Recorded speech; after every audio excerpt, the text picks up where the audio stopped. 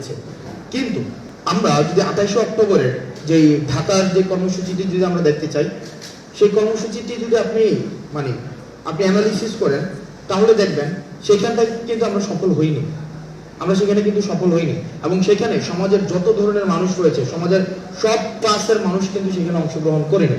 আজকে এই সারিতে কিছু ছেলে ছিল, তাদের বয়স হতো 12 বছর, 14 বছর, 18 বছর। ওই ছেলেটা আগামী নির্বাচনে ভোট দিবে না।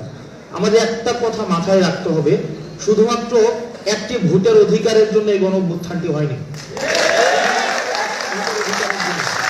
শুধুমাত্র আমি ভোট দিব, দেখেন বিদ্যমান রাজনৈতিক কাঠামোটি রেখে পরবর্তীতে আমরা যতই নির্বাচন দেই না কেন সেই নির্বাচনের গ্রহণযোগ্যতা কিন্তু থাকবে না। এবং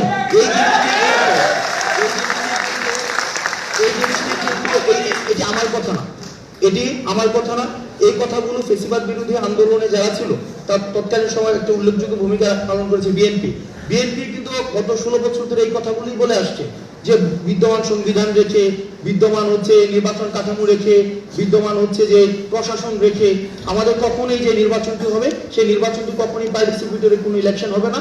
সুতরাং এটির জন্য আমাদের রাষ্ট্র কাঠামোর একটা ব্যাপক ধরনের পরিবর্তন প্রয়োজন।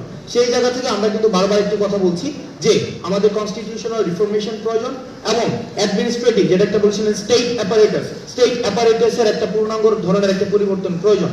দেখেন আমরা যারা নির্বাচিত সরকারের প্রতি আমাদের আস্থা আছে, কিন্তু আমরা প্রতারিত হয়েছি ইতিহাসের প্রতিটি পর্যায়ে। আমরা যখন অভ্যুত্থানটি হয়েছিল সেটি পরবর্তীতে কতটা মানুষের আকাঙ্ক্ষার প্রতিফলন ঘটাতে পেরেছিল সেটি আজকে প্রশ্ন রাখতে চাই। দ্বিতীয়ত 71 পরবর্তী স্যার এখানে বসে আছেন, আমরা দেখেছি 71 পরবর্তী সময়ের কিছুদিন পরে আমরা প্রতারিত হয়েছি।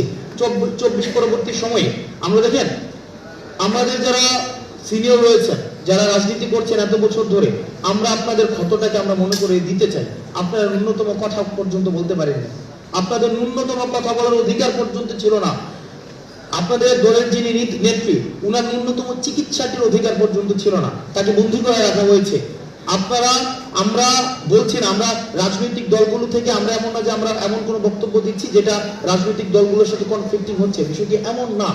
আমরা চাচ্ছি যে বেসিক যে সংস্কারগুলো ছিল এই বেসিক সংস্কারগুলো আগে সম্পূর্ণ হবে এবং সেটি হচ্ছে আমাদের গ্রহণযোগ্য নির্বাচনের দিকে নিয়ে যাবে। বিষয়টি এমন না যে সংস্কার হলে নির্বাচন সম্ভব না, আবার নির্বাচন হলে সংস্কার সম্ভব না। নির্বাচন এবং সংস্কার এই দুটি সাইমultaneously চলবে। তবে রাজনৈতিক দলগুলো বিগত এত বছর ধরে যে সংস্কারগুলো মানুষকে দিতে পারেনি সেই জিনিসগুলো আমরা চাচ্ছি অন্তর্বর্তীকালীন সরকারের